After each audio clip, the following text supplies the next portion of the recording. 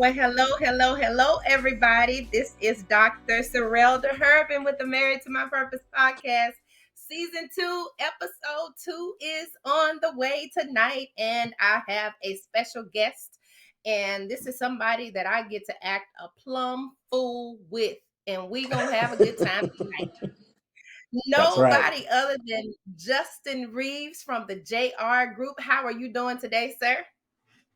I'm doing good. How are you? I'm doing good. Listen, it's almost bedtime and we are not going to be I was, long. But anyways, how I was was your gonna say day? it's getting close to when you shut down because you'll be up at 4 or 5 o'clock in the morning. I will not be. So Absolutely.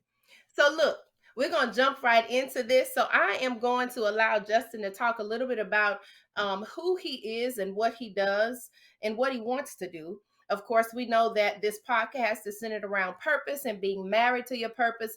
And so, this segment that we're having the next couple of months or next couple of weeks is going to be centered around self awareness and how self awareness plays a huge part in your purpose. And so I want you to talk about that a little bit. Before that, I want you to introduce yourself and tell us who you are while I fix this light. yeah. So thank you for the introduction. Thank you so much for having me. My name is Justin Reeves of the JR Group.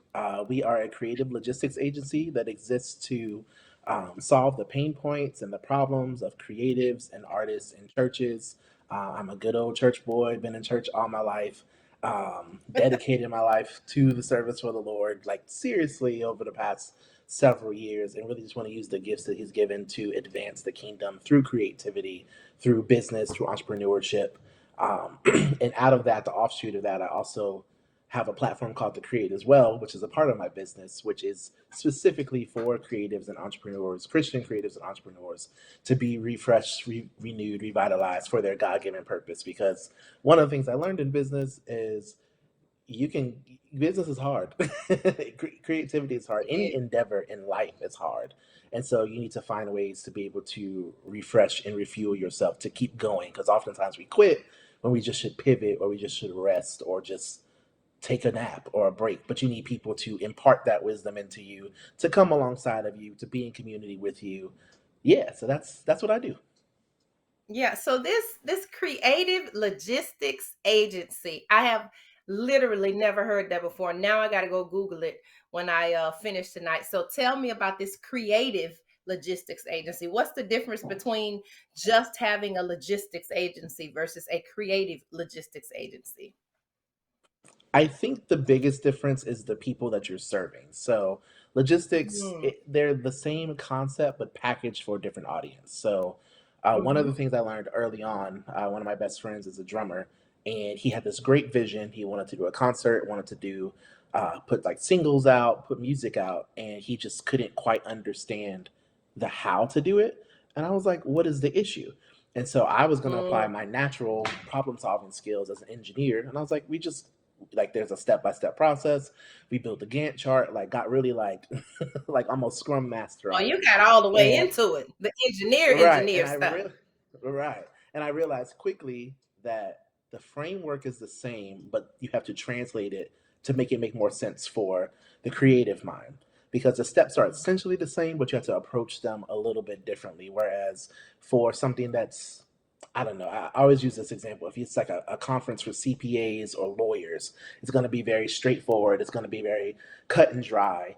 Whereas if you're doing Mm. a conference for musicians or poets or whatever, you've got to think about the experience. You got to think about the feelings. Think about what emotions you're trying to derive from the experience, and that's the biggest difference. That nuance of thinking of the experience and emotions, combining it with logistics instead of just the straight up logistics. Wow, I like that. So, in other words, what I think I'm hearing you say is if anyone comes to you and wants you to plan an event or plan an experience, it's not really difficult for you to do because the foundation of the how is the same. You're just translating it Correct. into what they need. Wow. Yeah. Have you ever I've had learned that any it's experience where it was difficult to do that? the only time it's difficult is when I don't adjust to the player that's there. I think because Mm. the foundations of any event, any experience, anything is the same. You have to get people to a location.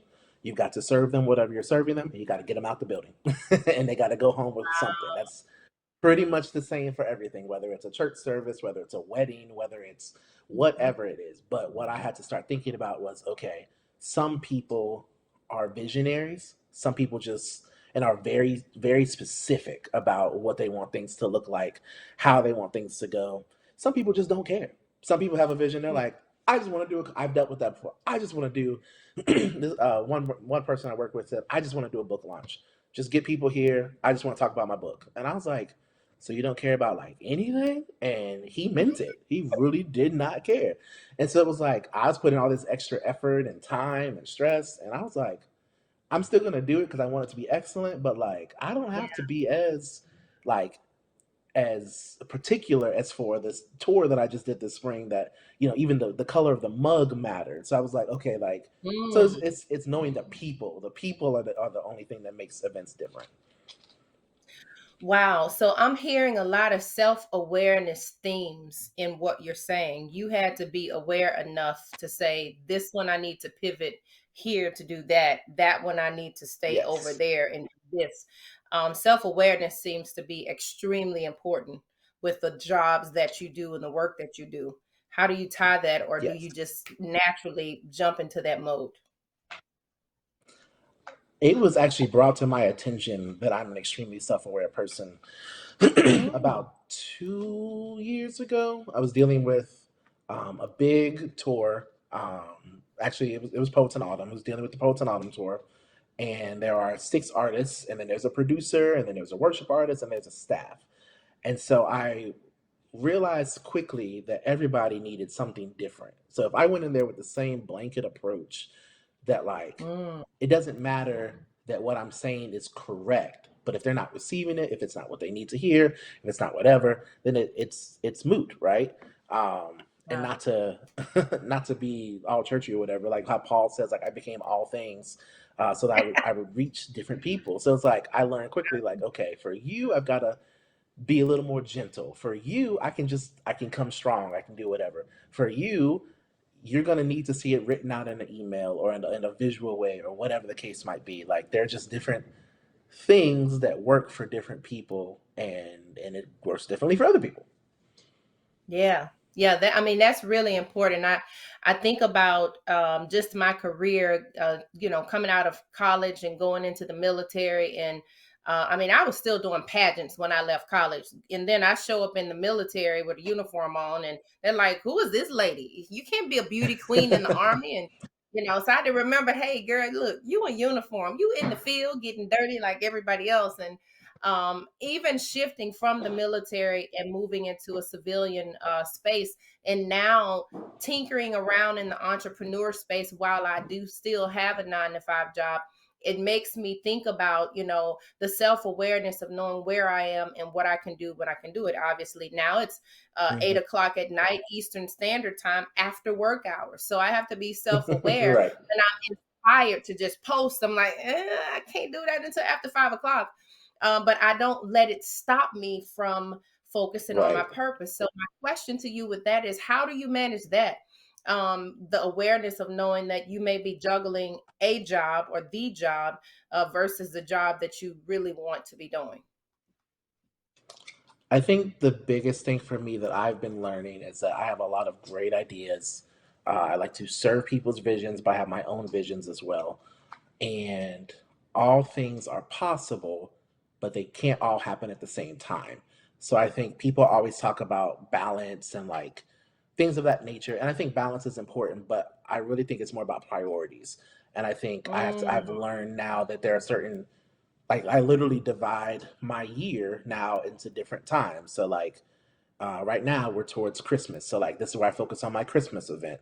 And then simultaneously while I'm doing the Christmas event, I'm also thinking about the create as well, which I try to do at the beginning of the year. Then I focus on client stuff for the next portion. And then around August in the summer, I do Holy Hoodlum. So like it's you can't do it all at once because we're not machines, like right, like I was just we have getting to ready know to our ask you, are triggers. you doing it simultaneously? But it sounds like you have a system I up try here. not to. Yeah, I try to get a whole lot of content that I can just kind of throw throughout the year. So it looks like I might be doing it all simultaneously, but I probably haven't touched that brand or whatever in a couple months.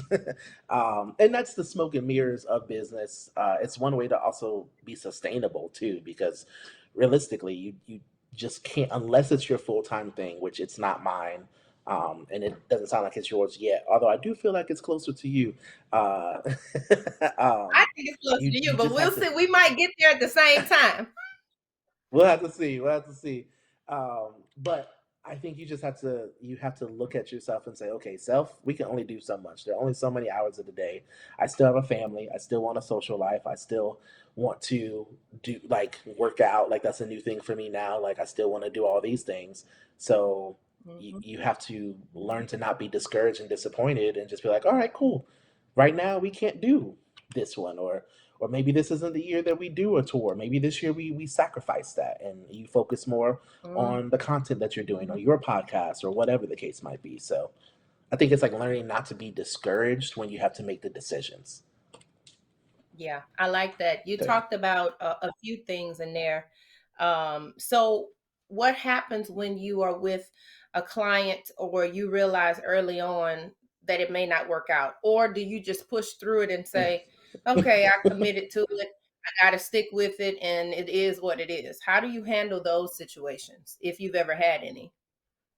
I've had plenty, unfortunately, and that was Can't say because it like I that, did not.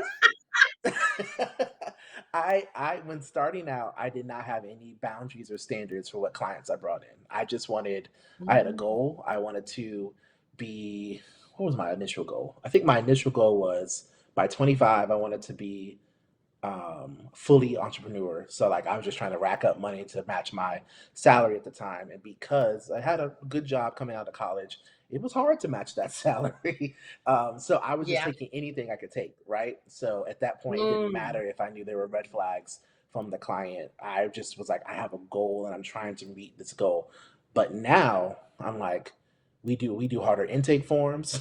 We do like client calls beforehand. Like we need to know. And then I'm not removed from firing clients. I did that Mm. recently because it was something that I took on that was no longer serving me, that I had said out of my mouth. Now this is something I had to get better with. There have been two examples where the Lord has told me that part of your business, you're not doing that anymore. But a check came along, an opportunity came along, because the Lord's gonna test you to see if you're really obedient. And I failed both Yes, times. he is. And and I said the second time I said, "Oh, that's a good invoice. That's a good monthly invoice I could put towards my events. Look, Lord, this is the provision that you obviously want for me, You're so I trying to can do the explain to thing him as why well." it works. Yeah, I need to tell him. He needs to know. He needs to understand that Don't I mind see me, what he's Justin. This doing. little piece of hair right here that's sticking up. I gotta fix it, but just go ahead. I'm not. And this Don't is bother that cut me. up you were talking about.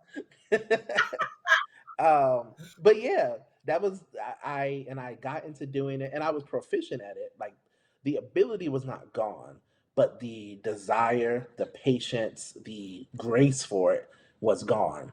And it Mm. was fine for the first 2 months of the retainer, but it was like I kid you not, like on month three, I was like, I can't do this anymore. Like I'm not happy. I'm getting them their product. They're probably happy with it, but it's not my best work. Like it's really not what I should be doing, and I'm miserable doing it. And the Lord was like, you literally wrote down that you're not going to do that type of stuff anymore, and here you are taking on that same client. So I was like, all right, got to bow out and lose that retainer check. It was nice. So I'm like, well, Lord, now you got to fund the event some other way. Mhm.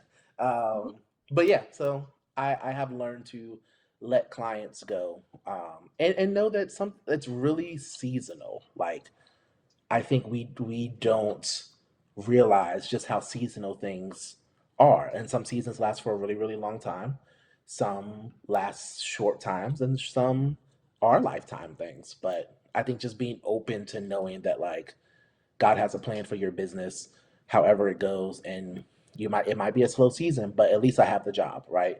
God is going to provide some other way. It may not be the way I want Him to provide, but He's going to provide somehow.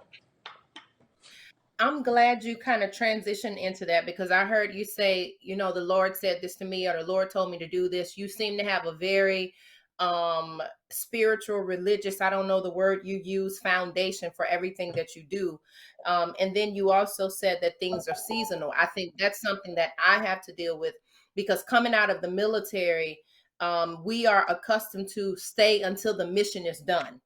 And so it's very Hmm. difficult sometimes for my brain to pivot from something that looks like it's still left undone versus it's time to move to something else or to shift to Hmm. something else. For example, when I first started my business in 2015, Coaching That Cares, I thought for sure because I was in a doctorate program for strategic leadership and leadership coaching that that's what I would be doing. I'd just be doing coaching. Well, I didn't realize once I started to talk to different people and understand what they needed. And then I took a few courses of my own to understand coaching in a more in depth way from the entrepreneur side. I realized that I can't be a coach based off of what I want to do. I have to be a coach based off of the demand Hmm. of what it needs from the people. And Yeah. so that was a shift for me because sometimes you've got to wait. I Yeah. started off in coaching. I shifted and I wrote a book for one of my birthdays. I think 2018. I paid like 120 something dollars to write a book in 30 days because I didn't believe I could do it. And then I did it in 24 days. And then I'm still just writing. I'm just writing all over the place. I'm on book Hmm. project number 11. But for Whew. me, that was something that said, you can do it. And then I did it a few times, and people were like, "How are you doing this? You need to teach people." I'm like, "No, no, no. I'm just writing." It was like, "No, you have a gift. You can teach people to do this." And so now that's part of my portfolio. That's part of my brand. And I would have Hmm. never shifted into coaching people to write books. Other people see that stronger on me than I do. In my mind, I'm like, I just want to write. If it's 2 o'clock in the morning, I want to put it in my notes. I want to write it in my journal and then go back to sleep. Yeah. Because So you're my who I question called to when I you, wrote my book. So I came to huh? you. I was like, how, I've seen you do this. How does this happen? I don't believe this is real. How? And you did it. Yay! I did, and I need to redo it. I one of the things maybe next year, but So talk to me about that foundation. You sound like you have a strong foundation in your faith. And you balance that with practical application of your business. How does that work for you? I think for Do you try me, to hide I it? know. Do you let your clients know this is who I am? This is what I do. This is Mhm. what I believe in. Take it or leave it or whatever. How does that work? In my old age of age 31, because I am wise and seasoned at this point. To be honest, like I feel like the Lord is like I said, I've been a church kid my whole life, and I feel like God is very evident in my life, and it's not something I hide, but it's also not something I've leaned into until recently. And it's like, okay, I really tried to do the business thing on my own. Not necessarily because I didn't trust God, but I felt like I could do it better. I really did. I was like, Lord, I feel like you made me smart, so therefore I can do this. That was like always my thing. Like you told All me I the could do answers. this, but right, turns out I was wrong. So I decided to give my company to him. He's now the CEO. I just do the work. I'm just the employee. um, and at this point, and I think that has led me to actually finding greater vocational calling and purpose in it, because I would say honestly, like I was lost in business. Like I knew growing up, business was not what I wanted to do at all. I always wanted to help people. I actually was pre-med. I wanted to be a doctor. My mom's a nurse. My dad is an engineer. So I tried to like combine the two of them, and I was pretty close to being a doctor. But I wasn't happy about doing it. Like I was working in hospitals and stuff like that. In college, I was just like, this isn't it. So coming from like leaving school, I was like, I don't really know what I want to do, but like people say you should go into entrepreneurship because you're really good at project management and you're really good at bringing stuff together. Mm, Like that's what I was always doing, whether it was Christian ministry or the National Society of Black Engineers in college. I was always putting stuff together. Worship nights, career nights, like all sorts of stuff. And I was like, okay, yeah, I do actually really like doing that. And then for Clay, the drummer, my best friend, I did his yeah. concert at like age 20. And I was like, I had no business doing that. Looking back at it, I'm like, I don't know why he trusted me to do this. His dad was the sound technician. I don't know why he trusted me to do it. But he told me himself, he was like, I see that you can do this. And for anybody who knows Clay's dad, he's serious about what he does. And he Yes. don't play around with anything. So I think I try to just approach it from my own strength. Like, okay, I want to do projects, so let me just get these projects. And then finally, around 2022, 2023, God was like, you're good, but you're not doing exactly what you should be doing. And then I think this Mm. past year, I've seen more fruit, not more revenue. Would love to see more revenue. I'm just being honest. I've seen more fruit and I've seen more positive impact.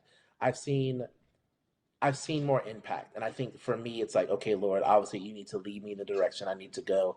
I stopped doing events just to do them because I feel like I can put together a really good event. But Yeah. even this past year, my creative as well, this past year, that was not my ideal way to do that event. That was like the Lord, I had a whole plan. And the Lord was It like, was I think you good. should do this instead. I enjoyed it. But I was like gonna do like the whole workshop, the whole breakout session thing. Like that's what a conference is, right? A conference is not a production. A conference is not a show. A conference is not a worship experience. But the Lord was like, you're trying to refill people. You need to pour into them instead of just talk at them. And I was like, hmm, you know what, you're right. And he was like, yeah, of course I'm right. So, me and the Lord, we have staff meetings all the time. We argue. I'm on disciplinary review often. He puts me on a pip. Like, I'm just, I'm just trying to make it. I'm trying to not get fired from this company. So, but yeah, that You that really sound is it. like And I've you got seen, fired a few times already. I have been let go, rehired.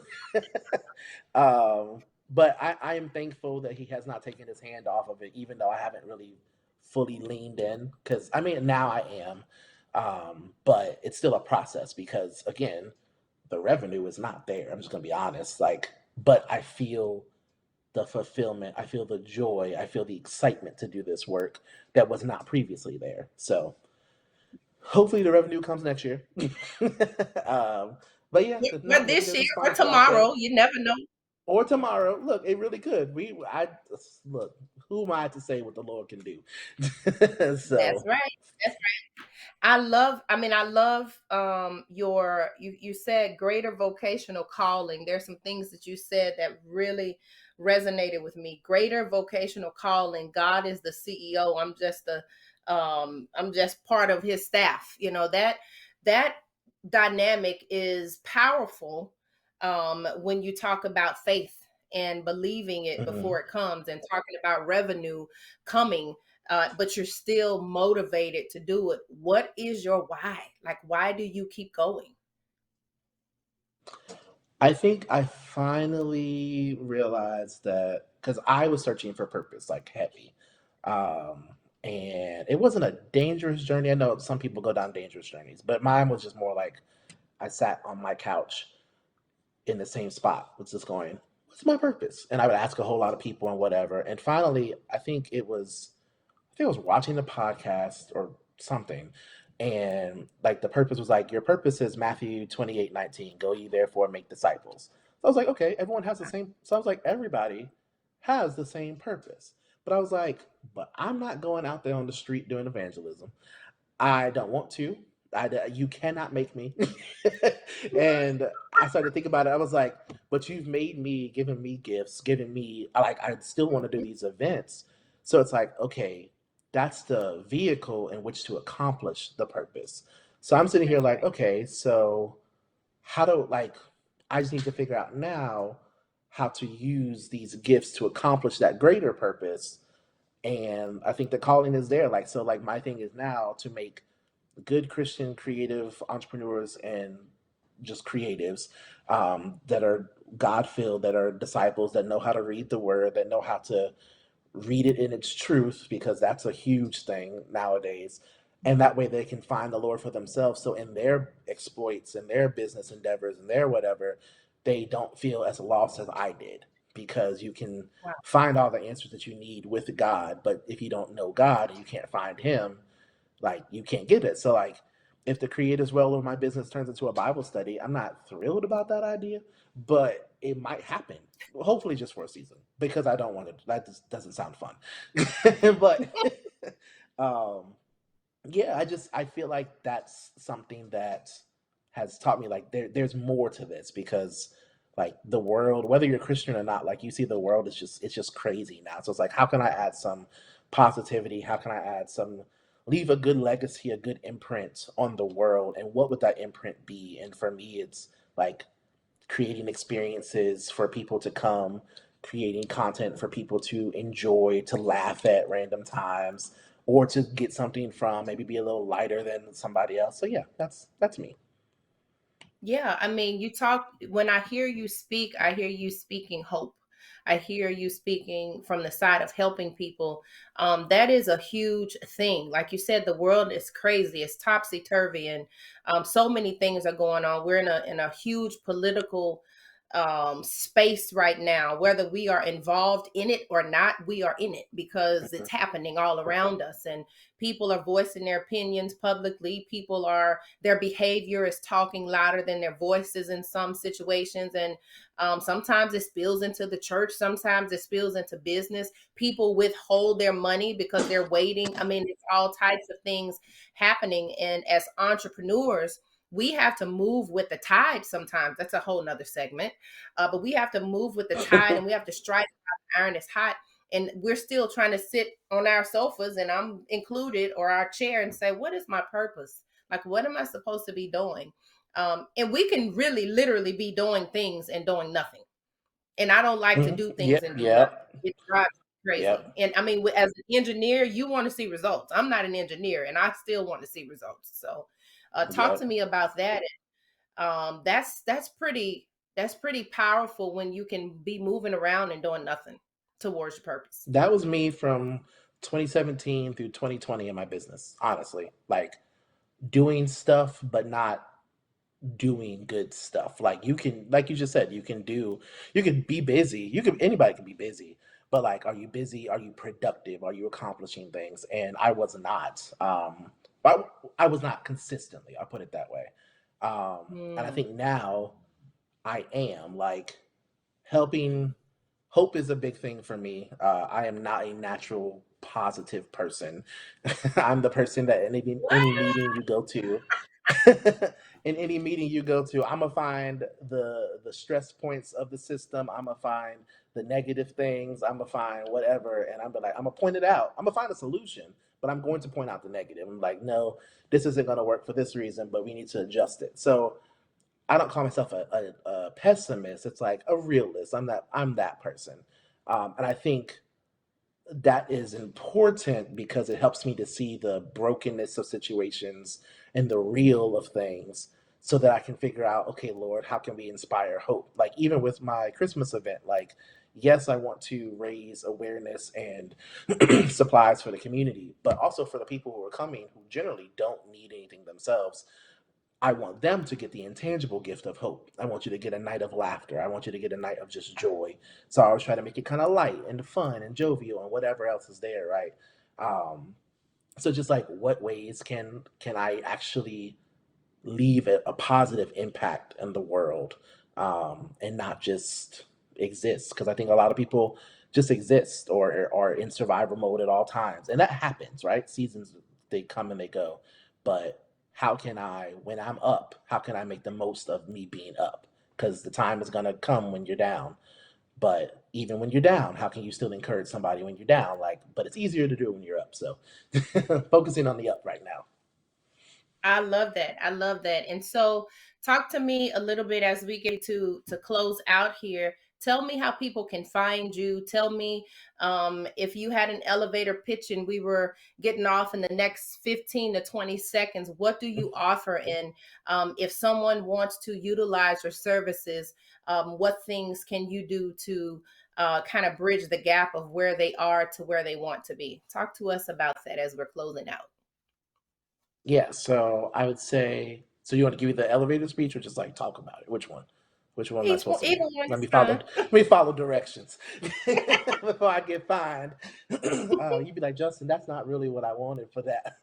um, I would, I would say that I'm somebody that can help bring your dreams. If you're an artist, creative, or a small church, even a small company, I'm someone that can help bring your ideas to life by solving your pain points that you are either unaware of or unable to solve yourself. On the flip side of that, from the brand side, Justin the person, I'm able to offer insight and wisdom into doing business as a Christian creative, as a Christian entrepreneur, and offer community for you to do it alongside of me so we can do this together, we can build together, and I can also bring people from my network in to assist you. And that's essentially what I do.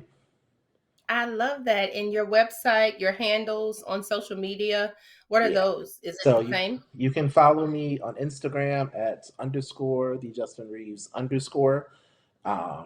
Facebook is just Justin Reeves.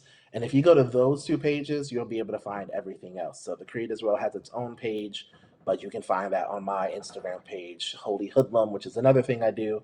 That you can find that off of my main page as well. You can find my website there. You can find the merchandise. You can find anything, any and everything related to me. You can find off those pages. I try to make it easy.